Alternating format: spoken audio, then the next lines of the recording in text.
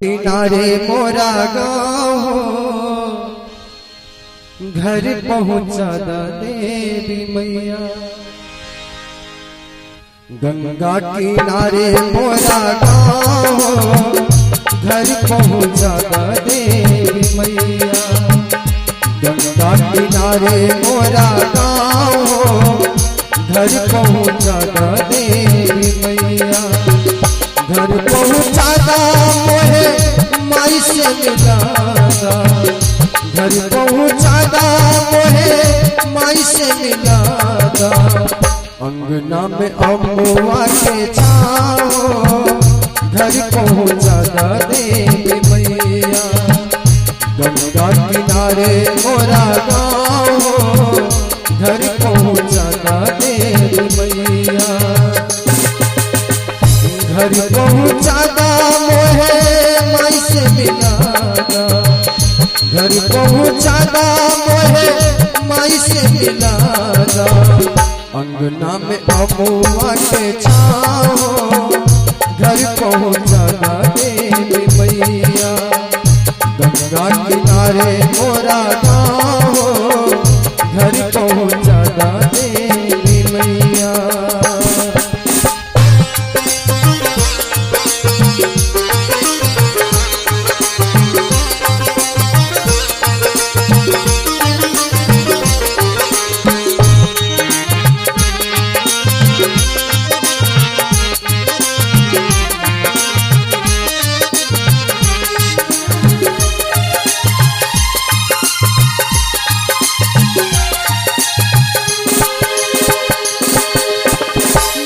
गाँव बंसी मामा करे मुरतिया। गंगू चाचा उंगी के अगोरे अबरुदिया।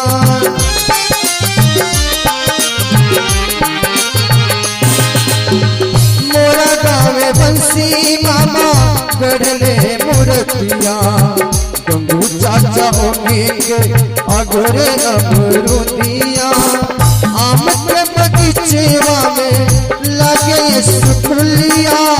ओकरा के जरिए शिव जी के मंदिरिया। जानिल एक छाओ घर पहुँचा देवी मैया। गंगा किनारे मोरा गाँव घर पहुँचा देवी मैया। घर पहुँचा मोहे माई से मिलादा। घर पहुँचा मोहे माई से मिलादा। अंगना में अम्मुआ के छाओ घर पहुँचा देवी मैया। गंगा किनारे मोरा गाँव घर पहुँचा देवी मैया।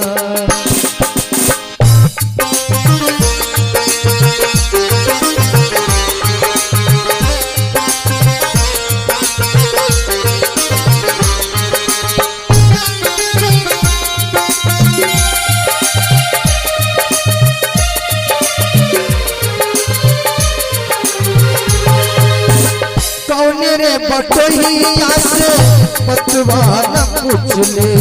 कभी हाथ जोड़े तो कभी गोर धैले।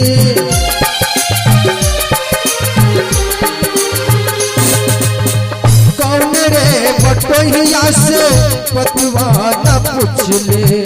कभी हाथ जोड़े तो कभी गोर धैले।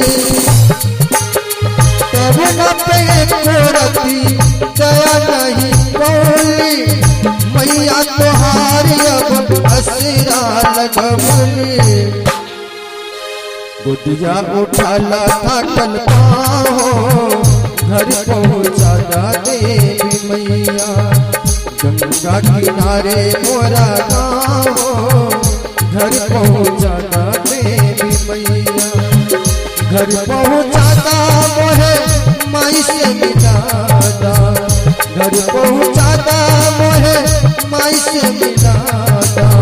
यमुना में अम्मुआ के छाओ घर पहुँचा देवी मैया। गंगा किनारे मोरा गाँव घर पहुँचा देवी देवी मैया।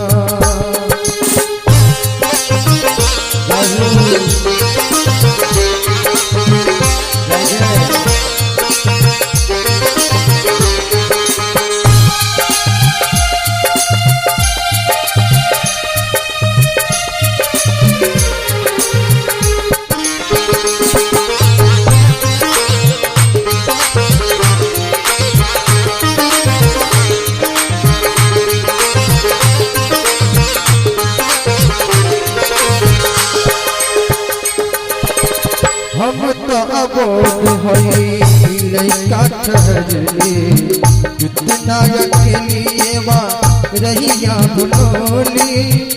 हम तो अबोध हई लइका ठहरले, कितना अकेलिए बा रहिया भुलोली। करके चतनवा भी घर ना पहुँचले, मैया तोहार अब असरा लगौली। गोपिया उठाला थकल पाँव, घर पहुँचा देवी मैया। गंगा किनारे मोरा गाँव, घर पहुँचा देवी मैया। घर पहुँचा देवी मैया। घर पहुँचा देवी मैया। घर पहुँचा देवी मैया। घर पहुँचा